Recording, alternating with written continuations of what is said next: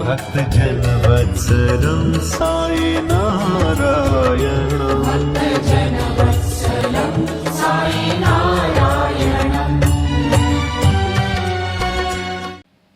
బాబా గురించి మనకు తెలుసుకుంటే సచ్చరిత్రలో బాబా వారి వారి అర్హతలను బట్టి బోధించేవాడు అని ఉంటుంది. ఎవరికి పడితే వాడికి ఆత్మజ్ఞానం చెప్పడు. అసలు ఆయన ఎవరికి ఆత్మజ్ఞానం చెప్పలా. ఆయన చిన్న చిన్న విషయాల్లోనే మనల్ని సంస్కరించే పని చేశాడు. మనలో ఉన్న బలహీనతలను తొలగించే ప్రయత్నం చేశాడు. ఫస్ట్ నువ్వు పర్ఫెక్ట్ అవ్వు, నీ యొక్క బుద్ధిని సరిచేసుకో, నువ్వు మంచివాడిగా జీవించు, ఇందాక చెప్పినట్టుగా నువ్వు ధర్మాన్ని అర్థం చేసుకొని ఆచరించు, తర్వాత స్టెప్ చూద్దాం అని చెబితే ఆ విధంగా ఆయన అందించాడు. రమణ మహర్షి కానీ ఏ మహాత్ముడైనా సిద్ధపురుషుడైనా ఎదుటి మనిషి అర్హతను ఎరిగి జ్ఞానం చెప్తాడు. మనం మైకులు పట్టుకొని ఏం చెప్తాం, అందరికీ ఆత్మజ్ఞానాన్ని మించింది లేదు, రండి పరిగెత్తండి అని చెప్తాం. అది భ్రష్టు పట్టించడం తప్ప ఏమీ ఉండదు. దానివల్లనే శిష్యుడు భ్రష్టు పడుతున్నాడు, గురువు భ్రష్టు పడుతున్నాడు. ఎందుకంటే వీడు గురువు కాదు, వాడు శిష్యుడు కాదు. అది సమస్య. కాబట్టి సంసారంలో ఉన్న వాళ్ళు ధర్మ అర్థ కామ మోక్షాలు ఆచరించాలి, ధర్మాన్ని తెలుసుకోవాలి. ఆ ధర్మాలలో కొన్ని మనం తెలుసుకుంటే సనాతన ధర్మంలో చెప్పినటువంటి మన యొక్క గొప్ప పొద్దున మైనంపాటి గారు చెప్పినట్టుగా సనాతన ధర్మం యొక్క మొట్టమొదటి లక్షణం దాంట్లోనే మొత్తం ఉంటుంది. గాంధీ మహాత్ముడు చెప్పినా, సోక్రటీస్ చెప్పినా, ఎవరు చెప్పినా సరే ఏముందయ్యా అందులో అంటే పరోపకారార్థం ఇదం శరీరం, ఇతరులకు సహాయం చెయ్యడానికే ఈ దేహాన్ని భగవంతుడు నాకు ఇచ్చాడు అనేదే మన సనాతన ధర్మం. ఈ ఒక్కటి ఆలోచించండి, ఇతరులకు సహాయం చేయడానికి మేలు చేయడానికే ఈ శరీరం అన్నవాడు ఇతరులకు హాని చేయగలడా? అయిపోయింది. దాంతో వీడు పవిత్రుడు అయిపోయాడు. మోక్షం దాని అంతటికి అదే వస్తుంది. అదే సనాతన ధర్మం యొక్క ప్రథమ లక్షణం. కాబట్టి ఈ ధర్మ అర్థ కామ మోక్షాల్లో గృహిణులు ఉన్నారు. ఇందాక ఆయన చెప్పినట్టుగా కాబట్టి అందులో కొద్దిగా పురుషాధిక్యం ఉన్నట్టుగా భావిస్తారు. అది మన సనాతన ధర్మంలో త్రేతాయుగంలో ఎక్కువగా ఆచరించారు, సత్యయుగంలో సంపూర్ణంగా ఆచరించారు, ద్వాపర యుగంలో సగం ఆచరించారు, ఈ యుగంలో ఎవరు ఆచరించరు. ఏంటి? భర్తను దైవంగా చూడాలి. భర్తలు కూడా మరి అలా లేరు కదా, గందరగోళంగా ఉన్నారు. ఆ కాలంలో భర్తలు ధర్మబద్ధంగా ఉండేవాళ్ళు, భార్యని ఆమెను అలాగే స్త్రీ కన్నీరు పెడితే ఆ ఇంట్లో సర్వ అరిష్టాలు ఉంటాయి.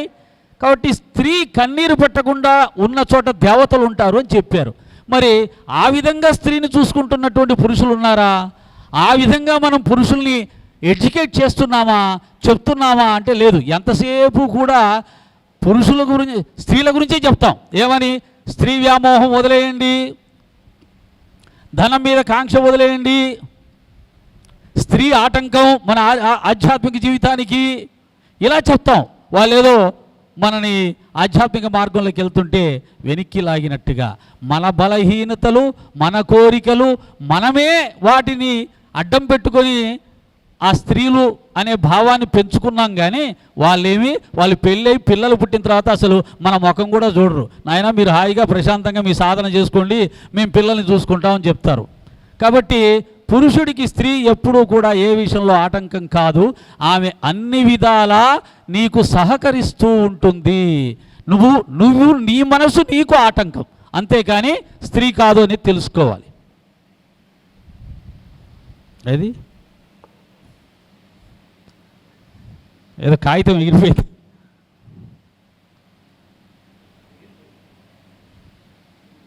కాగితం ఎగిరిపోయిందే. ఉంది. కాబట్టి స్త్రీ భర్తను దైవంగా చూసుకోవాలి, అత్తమామల్ని దైవంగా చూసుకోవాలి, అతిథుల్ని కూడా దైవంగా చూసుకోవాలి. అంటే మాతృదేవో భవ, పితృదేవో భవ, గురుదేవో భవ, అతిథి దేవో భవ. ఈ 4 ధర్మాలని కనుక గృహస్థులు సక్రమంగా ఆచరిస్తే వారు ధర్మాన్ని ఆచరించినట్టే. ఇది గృహస్థాశ్రమంలో ఉన్న వాళ్ళు తెలుసుకోవాల్సినటువంటి ముఖ్యమైనటువంటి జ్ఞానం. ఇక ఆత్మ లక్షణాలు పొద్దున అక్బర్ బాదుషా గారు చెప్పారు కొన్ని లక్షణాలు. ఆ లక్షణాలు తెలుసుకోవాలి. ఒకవేళ నీకు ఆత్మజ్ఞానం కావాలి అనుకుంటే ఆత్మ లక్షణాలు కొన్ని ఉంటాయి. వాటిని తెలుసుకొని ఆచరించటం ద్వారా నువ్వు ఆత్మను చేరుకోగలుగుతావు. అంటే ముందు ఆత్మ లక్షణాలు తెలుసుకోవాలి. ఆత్మ లక్షణాలను ఆచరించటం ద్వారా నువ్వు ఆత్మను చేరుకోగలుగుతావు, ఆత్మగా మారిపోగలుగుతావు. ఇది రెండవ మార్గం. ఆత్మ లక్షణాలు తెలుసుకొని వారు ఆచరించుకుంటూ వెళ్ళడం. అది ఎలా ఉంటుందో బాబా గారి దగ్గరికి వెళ్ళినప్పుడు మనకు తెలుస్తుంది. ఇక ఈ సంసారంలో వదిలేశాక సన్యాసులు ఉంటారు. ఈ సన్యాసికి సాధ్యమైనంత వరకు స్వేచ్ఛ. ఒక్క మాటలో చెప్పాలంటే ఆత్మజ్ఞానం వల్ల కలిగే ప్రయోజనం ఏంటి అంటే స్వేచ్ఛ. స్వేచ్ఛ ఈజ్ ఈక్వల్ టు ఆత్మ. మరి మనకు స్వేచ్ఛ ఉందా అని అంటే సంసారులకి రామకృష్ణ పరమహంస గారు చెప్పారు, సంసారంలో ఉన్న వారికి స్వేచ్ఛ పరిమితంగా ఉంటుంది. అది ఎంతవరకు ఉంటుంది అంటే సాయంత్రం 5 దాటితే ఇంటికి వెళ్ళపోతే ఇంట్లో భార్య కావచ్చు, భర్త కావచ్చు, అత్తమామలు కావచ్చు, వాళ్ళు ఎవరైనా మనని క్వశ్చన్ చేసే అవకాశం ఉంటుంది. కాబట్టి కొంతమంది తల్లులు లేచి భయపడి వాళ్ళ ఇంట్లో ఉన్న పరిస్థితులు వాళ్ళ స్వేచ్ఛ. ఇక్కడ కూర్చున్న వాళ్ళకి ఇంకా కొద్దిగా ఎక్కువ స్వేచ్ఛ ఉండవచ్చు. అంటే 1 గంట లేటుకి వెళ్ళినా కానీ మా ఇంట్లో వాళ్ళు ఒక మంచి కార్యక్రమానికి వెళ్ళారు, పర్వాలేదు, 1 గంట 2 గంటలు లేట్ అయినా పర్లేదు అనే ఒక వెసలుబాటు వాళ్ళ ఇంట్లో ఉంది. కాబట్టి కొద్దిగా స్వేచ్ఛ ఉంది. కానీ ఈ రోజంతా ఇక్కడే ఉండి రాత్రి కూడా ఇక్కడే పడుకొని పొద్దున వెళ్దామా అంటే ఎంతమంది ఉండగలుగుతారు? చాలామంది ఆడవాళ్ళు మాత్రం భలే ఉన్నారండి, ఇంట్లో తంతర పట్టుకొని మేము అని చెప్పేసి వాళ్ళందరూ వెళ్ళిపోతారు. వాళ్ళ స్వేచ్ఛ అంతవరకే, సాయంత్రం 6, 5 వరకే, అంతకు మించి ఎక్కువ ఉండదు. మగవాళ్ళు ఉండొచ్చు కొంతమంది భార్యల చేత కూడా చివాట్లు పడతాయని చెప్పి ఉన్నవాళ్ళు వెళ్ళిపోతారు. లేదండి మనం ఇక్కడే ఒక 3 రోజుల కార్యక్రమం పెట్టుకుందాం, ఇక్కడే భోజనాలు వండుకుందాం అంటే దాంట్లో సగం మంది వెళ్ళిపోతారు. అసలు ఇక్కడే ఉందామండి పూర్తిగా అంటే అదే సన్యాసి అనుకోండి, వాడికి ఇల్లు లేదు, ఇంట్లో సభ్యులు లేరు, వాడిని ప్రశ్నించే వాళ్ళు లేరు, వెళ్ళాలనే బంధాలు లేవు, వాడికి విశ్వమే వాడి ఇల్లు.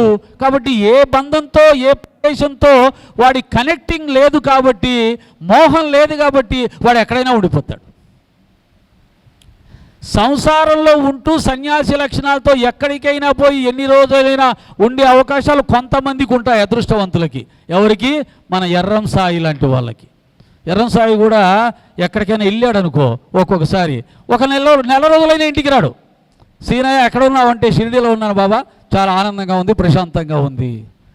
మళ్ళీ ఇంకోసారి ఫోన్ చేస్తే మలయాళ స్వామి ఆశ్రమానికి వెళ్ళాను బాబా, ఇక్కడ చక్కగా ఒక 4 రోజులు నన్ను ఉండడానికి పర్మిషన్ ఇచ్చారు. ఇక్కడ మాకెవరు ఇవ్వరయ్యా, ఉదయం వెళ్తే సాయంత్రం రండి అంటారు, పంపించేటప్పుడే 100 చివాట్లు పెట్టి పంపిస్తారు. ఏమిటండి ఈ సత్సంగాలు, ఏమిటండి ఈ తిరగడాలు? సంసారం లేదా, మనకు బాధ్యత లేదా? ఏది ఇంట్లో కూర్చొని సాయిరాం అంటే మోక్షం ఇయ్యడా? అక్కడికి వెళ్తేనే మోక్షం, అది కూడా రైటే, అందులో కూడా లాజిక్ ఉంది. ఎక్కడికి రాక్కర్లేదు ఆయన చెప్పినట్టుగా కూర్చున్న చోట కూర్చొని హ్యాపీగా సాయిరాం మంత్రాన్ని జపిస్తూ అనన్యంగా జపిస్తే దాంట్లో 100 రెట్లు వస్తుంది. దీనికంటే ఇక్కడ 1 రెట్టు వస్తే అక్కడ 100 రెట్లు వస్తుంది. కాబట్టి ఈ విధంగా స్వేచ్ఛ అనేది ఆత్మ యొక్క లక్షణం. అది సన్యాసులకు సంపూర్ణంగా ఉంటుంది, సాయి శ్రీనివాస్ లాంటి వాళ్ళకి పాక్షికంగా ఉంటుంది, మనలాంటి వాళ్ళకు అసలు ఉండదు. దీన్ని రామకృష్ణ పరమహంస చక్కగా తమాషాగా చెప్పాడు. సంసారంలో ఉన్నవాడి యొక్క స్వేచ్ఛ గానుగ ఎద్దుకి ఎంత స్వేచ్ఛ ఉంటుందో అంత స్వేచ్ఛ. అది ఎలా ఉంటుంది? మధ్యలో ఒక రాయి ఉంటుంది, ఆ రాయికి ఈ ఎద్దు కట్టేసి వదిలేస్తాడు, దాని మెడకు కట్టేసి ఒక పెద్ద చెక్క ఉంటుంది, ఆ చెక్కని వదిలేస్తాడు, అది ఇంకా అక్కడే తిరుగుతుంటుంది. అంటే దాని స్వేచ్ఛ ఎంతవరకు అంటే ఎక్కడైతే అది కట్టాడో ఆ ఎద్దు యజమాని అంతవరకే వెళ్తుంది. వాళ్ళు సంసారంలో ఉన్న వాళ్ళు ఎర్రం సాయిలాగా బాబా గారి పాదాలు గట్టిగా పట్టుకుంటే ఆయన ఏం చేస్తాడంట, కొద్దిగా పెద్ద తాడు కడతాడంట. అంటే కొద్దిగా పెద్ద తాడు అంటే ఏంటి, ఇంకా కొద్దిగా దూరం వెళ్ళి వాళ్ళు చక్కగా తిరిగి రావచ్చు. ఇంకా బాగా భక్తి మార్గంలో మునిగిపోయి ఉన్న వాళ్ళకి వాళ్ళ భక్తిలో నిజాయితీ ఉంటే, గురువు గనక ఆశీర్వదిస్తే, అనుగ్రహిస్తే వారి తాడు ఇంకా కొద్దిగా లూజు చేసి ఎక్కువ రోజులు ఎక్కువ ప్రదేశాలకు వెళ్ళి వచ్చే అవకాశం కూడా ఇంట్లో ఆ స్త్రీ ఇస్తుందట. ఎందుకని? తన భర్త భక్తిలో ఉన్నాడు, గురు భక్తిలో ఉన్నాడు, ఆయన భక్తి మార్గంలో ఉన్నాడు కాబట్టి అతనికి నేను సహకరించడం నా ధర్మం అనుకొని అతన్ని కొద్దిగా ఎక్కువ రోజులు ఎక్కువ ప్రదేశాలకు వెళ్ళేలా సహకరిస్తుంది సాయి శ్రీనివాస్ వాళ్ళ భార్యలాగా. కాబట్టి మన భక్తి పండే కొద్దీ మనకు కొద్ది స్వేచ్ఛ అనేది కూడా ఎక్కువగా వస్తుంది. పూర్తి సన్యాసి అయిన వాడికి పూర్తి స్వేచ్ఛ ఉంటుంది. కాబట్టి సన్యాసం ద్వారా మాత్రమే పూర్తి స్వేచ్ఛను పొందగలుగుతాడు. ఆ పూర్తి స్వేచ్ఛలో పొందే జ్ఞానమే అతన్ని ఆత్మజ్ఞానానికి దగ్గరికి చేరుస్తుంది. సంసారంలో ఉన్న వాళ్ళకి మా కృష్ణ చెప్పినట్టుగా మాటలు ఎన్నైనా గట్టిగా చెప్పొచ్చు, కానీ ఆ స్వేచ్ఛ లేకపోవడం వల్ల మనం కొంతవరకు మాత్రమే దాన్ని ఆచరించగలుగుతాం, ఎక్కువగా ఆచరించలేం. ఆచరణ అనేది సంసారంలో ఉన్న వాళ్ళకి కొంతమంది మహాత్ములు ఎలా ఆచరించారు, మనం ఎలా ఆచరించలేము అనడానికి ఒక నిదర్శనం భక్త తుకారాం అనే మహాత్ముడికి ఆయన యొక్క ఇంటిని ఆ ఊర్లో వాళ్ళు అన్యాయంగా ఆక్రమించుకొని గెంటేశారు. మనమైతే ఏం చేస్తాం చెప్పండి? నా ఇల్లు అన్యాయంగా ఆక్రమించుకున్నారని చెప్పి పోలీస్ స్టేషన్లో రిపోర్ట్ చేస్తాం. వాళ్ళు ఏం చేస్తారు? కోర్టులో కేసేయండి అంటారు. లాయర్ని సంప్రదించి కోర్టుకు వెళ్తాం. మన ఇల్లు కానీ, స్థలం కానీ, పొలం కానీ ఏదైనా చేసే పని ఇదే. కానీ మోక్షం కోరే వాళ్ళ మానసిక స్థితి ఎలా ఉంటుందో తుకారం ద్వారా మనం నేర్చుకోవచ్చు. ఆ మహానుభావుడు ఏమన్నాడంటే, అయ్యా నాకున్నది ఈ ఒక్క ఇల్లే, ఆ ఇల్లు నాది అనే మమకారం ఇంతకాలము నాకు ఉండేది, ఇప్పుడు ఆ మమకారాన్ని కూడా తీసేశావా మహానుభావ, నాకు ఎంత మేలు చేశావు అన్నాడు. ఇది నిజమైన భక్తుడి యొక్క లక్షణం. అటువంటి వాళ్ళే మోక్షం పొందుతారు తప్ప ఎవరు పడితే వాళ్ళు పొందేది కాదు ఆత్మజ్ఞానం.